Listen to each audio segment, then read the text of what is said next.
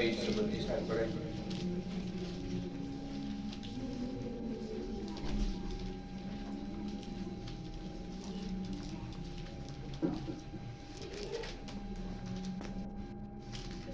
क्योंकि ये बात मुझे खुदावंद से पहुंची और मैंने तुमको पहुंचा दिया।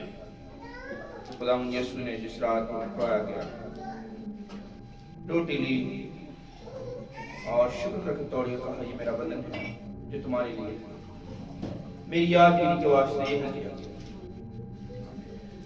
अब देखें, ये जो 23वीं और 24वीं आयत है, इसमें एक बड़ी पते की बात है जो हम अक्सर इग्नोर कर देते हैं और जो कि इग्नोर नहीं करनी। वो कह रहा है, ये बात मुझे खुदावंद से पहुंची। किससे पहुंची? खुदावंद से। इसका मतलब है कि उसको किसी टीचर ने नहीं सिखाया ये चीज, सही, और किसी इंसान ने उसको ये बात नहीं पहुंचाई। जैसे हम पैगाम भेजते हैं, यार फलाने को ये कह देना, सही। वो कह रहा है, ये बात मुझे खुदावंद से पहुंची और मैंने तुमको भी पहुंचा दिया। खुदा से डायरेक्ट उसको मुकाशफा आ रहा, क्योंकि पौलुस रसूल यीशु मसीह के साथ जिस्मानी तौर पे नहीं रहा, जैसे दूसरे शिगिर्द रहे हैं, पतरस, यूहन्ना, याकूब, ये तीनों ने जिस्म के साथ भी खिदमत की है 3.5 साल यीशु मसीह के साथ। आमीन। तो ये फिजिकल खिदमत में इन्वॉल्व नहीं रहा, ये रूह में यीशु से सीख रहा है। तो कह रहा है कितनी प्यारी बात कि ये बात मुझे खुदावंद से पहुंची, मैंने तुमको भी पहुंचा दी। तो जो बात आपको डायरेक्ट खुदा का रूह सिखा रहा होता है, उसका तजर्बा जो है वही जानता है जिससे बात होती है।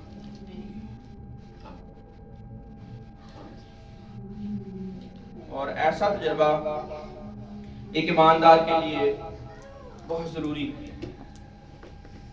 इससे उसकी तरक्की होगी। एक स्टेज आती है कि आपसे खुदा बात शुरू कर देता है। पहले तो वो कलाम के जरिए करता है, खादमों के जरिए से करता है, और दीगर इर्द गिर्द के लोगों के जरिए से बात करता है, फिर खुदा डायरेक्ट भी बात करता है। आमीन। तो वो आपका लेवल अगर होगा कि खुदा की आवाज को डायरेक्टली सुनने लगे, तो फिर आपकी तरक्की रुक नहीं सकती। हमें उस लेवल पे आप लोगों ने आना है। आगे पढ़ते 25वें आयत में, इसी तरह उसने खाने के बाद प्याला भी लिया और कहा कि ये प्याला मेरे खून में नया अहद है, जब कभी पियो मेरी याद के लिए ही किया। ठीक है जी, नया अहद है ये, उसका खून और उसका बदन में नया अहद। हमें उसकी याद के लिए करते रहते हैं कि खुदा ने हमारे साथ नया अहद बांधा।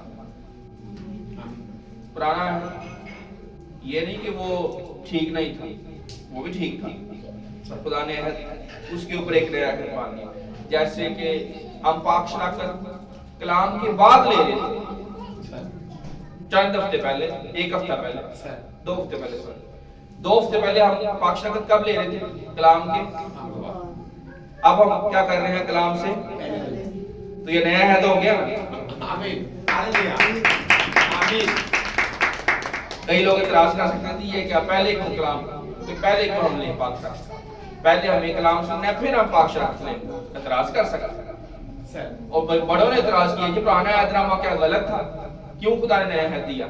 लोगों ने यकीन नहीं किया, बाद में यकीन करते हैं, इमीडिएटली नहीं मानते।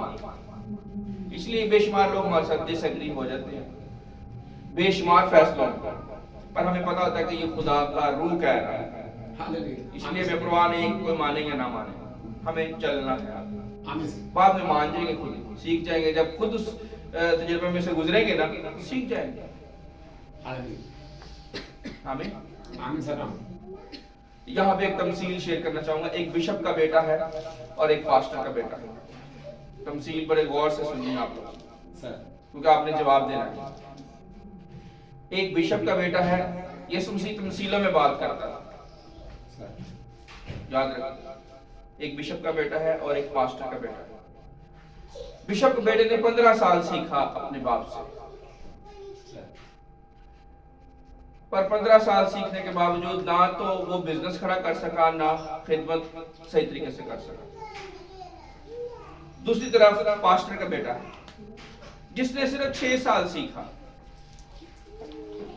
15 साल जो है उसका हाफ में नहीं बनता, 6 साल हाफ भी है 7.5 साल, हाफ भी 7.5 साल है, हाफ कितना है 7.5 साल। तो पास्टर के बेटे ने हाफ भी नहीं सीखा, पर उसके पास बिजनेस भी है और खिदमत भी है, दरख्त अपने फल से। अब किसकी तरबियत ज्यादा अच्छी हुई? पास्टर की तरबियत अच्छी हुई जिसने सिर्फ 6 साल सिखाया, या बिशप की? वेरी गुड,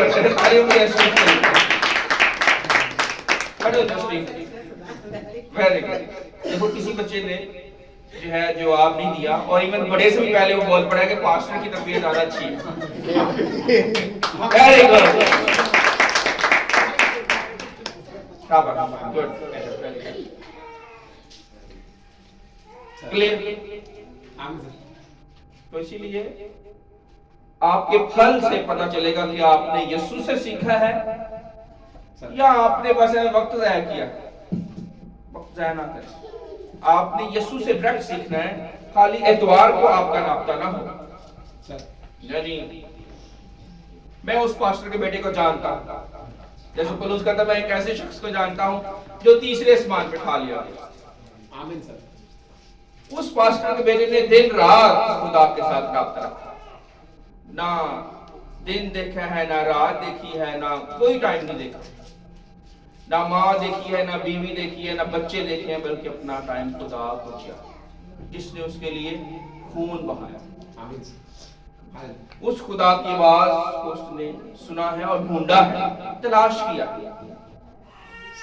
और लिखा है बाइबल में सुलेमान बादशाह के हवाले से, ऐ मेरे बेटे अगर तू खुदा को पूरे दिल से ढूंढे तो वो तुझे मिल जाएगा। पूरे दिल से ढूंढे खुदा को, लाजमी मिलेगा, आपसे बात कर। और अगर आपके मकसद कुछ और है, आपके दिमाग में कुछ और चल रहा है, या आप परेशानियों में उलझे हुए हैं और आपको समझ नहीं आ रही मैंने कहां जाना है, फिर आपने अपना दिल खुदा को नहीं दिया। क्योंकि जो यीशु के साथ जुड़ जाता है वो परेशानियों में उलझता नहीं। सिपाही जब जंग पे जाता है तो दुनिया के मामलात में नहीं फंसता।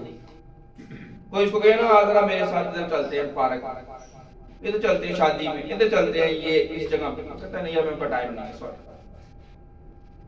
उसका दिल अपने खुदा के साथ लगा हुआ है, इस वजह से वो तरक्की कर रहा है। आमीन। जब कभी तुम ये रोटी खाते हो और इस प्याले में से पीते हो तो खुदावंद की मौत का इज़हार करते हो जब तक गुनाह आए। इस वास्ते जो कोई नामुनासिब तौर पर खुदावंद की रोटी खाए या उसके प्याले में से पिए वो खुदावंद के बदन और खून के बारे में कसूरवार। क्या होगा? कसूरवार। इसके बारे में बदन और खून के हवाले से कसूरवार। और अगर कोई खुदावंद का कसूरवार होगा तो क्या होगा? सजा। कोई खुदा का अगर कसूरवार होगा तो क्या मिलेगा? स्टीव, सजा। क्लास में मिलती है ना सजा। अगर टीचर कहे कि काम करना है तो काम ना करे तो क्या होता है? मार पड़ती है ना। गुड। तो अब इधर भी मार पड़ने वाला हवाला आने लगा, सब गौर से जरा सुने। दूसरा हवाला, एक और हवाला निकालेंगे खबर की किताब में आज। अगर आप खुदावंद के बारे में, अगर खुदा के बदन को, खुदावंद यीशु मसीह के बदन को और उसके खून को अगर आप नामुनासिब तौर पर लेंगे तो क्या होगा? सजा मिलेगा। सही? तो सजा, बस यहाँ पे लफ्ज आया है सजा, एक लफ्ज, पर उसकी पूरी तफसील में पढ़ने लगा, उस सजा की पूरी डिटेल में देने लगा कि सजा कौन कौन सी। जैसे जज लिखता है दफा 302, दफा 420, कई दफा काफी दफे लग जाती है बंदे के ऊपर एक ही केस में।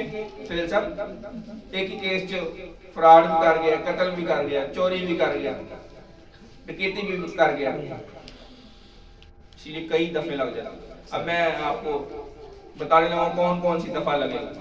अगर आपने यीशु मसीह के खून को और उसके बदन को नामुनासिब तौर पे लिया तो क्या हो? अब आपकी किताब में आ जाए क्योंकि लिखा है जो कुछ बाप करता है वही बेटा करता है, तो पीछे बाप ने पहले सजा रखी हुई। हबा की किताब 26वां बाब और 14वीं आयत पढ़ते हैं। मैं ज्यादा तफसील में नहीं जाऊंगा, पर बीच बीच में आपको गाइड करूंगा। ये अब ये दफा आने लगी है कि खुदा कैसे सजा देता है, वहां पे सिर्फ सजा का लफ्ज़ है, नहीं आता। हबा की किताब 26वां बाब और 14वीं आयत पढ़ेंगे। लेकिन अगर तू मेरी ना सुने, क्या है पहला लफ्ज़, पहली जुमला, लेकिन अगर तू मेरी, यानी जो नामनासिब तौर पे खून और गोश्त खाए, वो ना सुनना है ना, कि वो खुदा के बेटे यीशु मसीह का खून हर इतवार, हर जो है सबत के दिन या हर दिन भी ले सकता है। जब कभी वो ले तो वो नामनासिब तौर पे ना ले। और वहां पे लिखा है, यहाँ पे लिखा है, लेकिन अगर तू मेरी ना सुने और इन सब हुक्मों पर अमल ना करो और मेरी शरीयत को तर्क करो और तुम्हारी रूहों को मेरे फैसलों से नफरत करो और तुम मेरे सब हुक्मों पर अमल ना करो बल्कि मेरे अहद को तोड़ दो, मेरे अहद को तोड़ दो। वो नया अहद क्या है? खून और गोश्त। तो अगर हम उसको नामनासिब तौर पे लेंगे तो क्या होगा? तोड़ देंगे, उसकी इज्जत नहीं करेंगे। अहद को अगर तोड़ देंगे तो क्या होगा? तो मैं भी तुम्हारे साथ इस तरह पेश आऊंगा।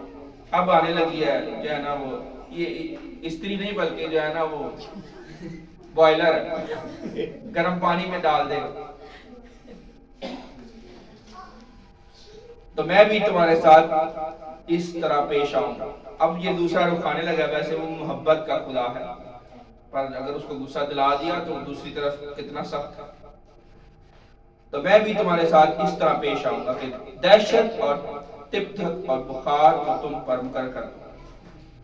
जिन लोगों के घर में बुखार, परेशानी और दहशत खत्म नहीं होती, वो ये वजह है, वो गौर करें कि कहीं हमने खुदा के अहद को तोड़ तो नहीं दी, कहीं हमने खुदा की कोई ऐसी बात जिसकी नाफरमानी की है जिस वजह से ये चीज जानी नहीं छोड़।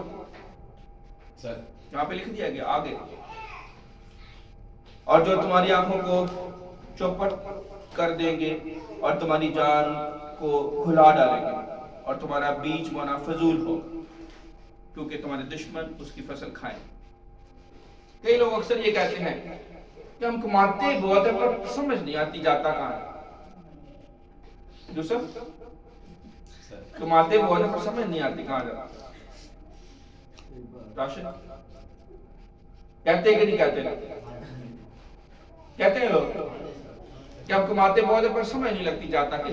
तो खुदा यहाँ पे कह रहा है, मैं बता रहा हूँ कहाँ जाता। आमीन सर। गौर से बोलना, तुम्हारा बीज बोना फजूल हो। खुदा की ये दफा है, क्या बीज बो पर फजूल है, क्योंकि आपको मिलना ही नहीं है खाने के लिए, वो किसी और ने खा जाना। कर्जेदार पहले ही खड़े होंगे दरवाजे के, या कोई ना कोई अगर कर्जा नहीं भी है ना तो कोई ना कोई रिश्तेदार खड़ा होगा, यार मुझे इतने पैसे चाहिए। ये सब हंस रहा है। कहते हैं ना कोई ना कोई हमें रिश्तेदार आ जाता है, कर्जा ना भी हो, वो कहते ये मुझे जरूरत पड़ गई। तो वो पता क्या वजह है? क्योंकि आप खुदा के साथ नहीं सही तरीके से चलते। खुदा ने कहा जाओ इसको जाके तंग कर। आप खुदा खुद कह रहे हैं। और आगे लिखा है मैं खुद भी, आगे लिखा है और मैं खुद भी तुम्हारे खिलाफ हो जाऊंगा। खुदा कह रहे मैं खिलाफ हो जाऊंगा अगर मेरा अहद तोड़ा।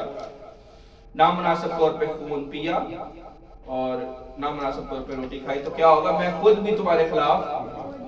कई लोगों को लगता है पता नहीं भाई साहब मेरे खिलाफ हो गए सर। हाँ हो गए भाई, बाइबल कह रही हमें होना पड़ेगा खिलाफ। हम अपने बच्चों के भी खिलाफ हो जाते हैं। मैंने ये सीखा, मैं अपने बच्चों के भी खिलाफ हो जाता हूँ, मैं अपनी बीवी के खिलाफ हो जाता हूँ, मैं अपनी माँ के खिलाफ हो जाता हूँ। इस सामने बैठी हूँ, दोनों को पता है कि मैं खिलाफ हो जाता हूँ। मेरी बहन यहाँ पे नहीं है, उसको भी बड़े अच्छे तरीके से पता है कि मैं खिलाफ हो जाता हूँ। तो क्यों होता हूँ खिलाफ? क्योंकि मैं खुदा के खिलाफ नहीं जा सकता।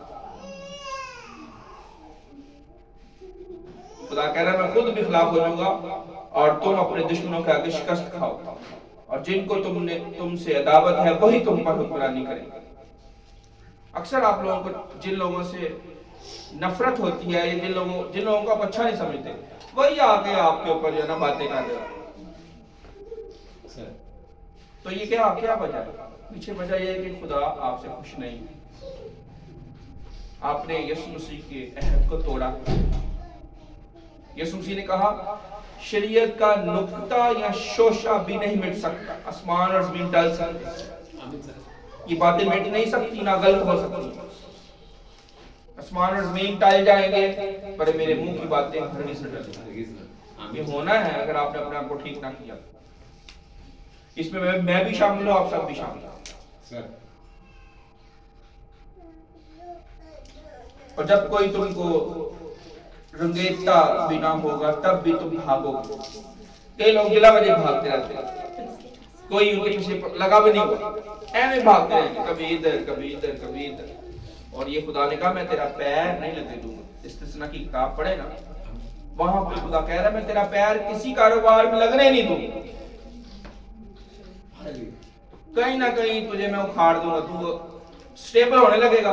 जैसे मेरे वाले साहब अक्सर कहते हैं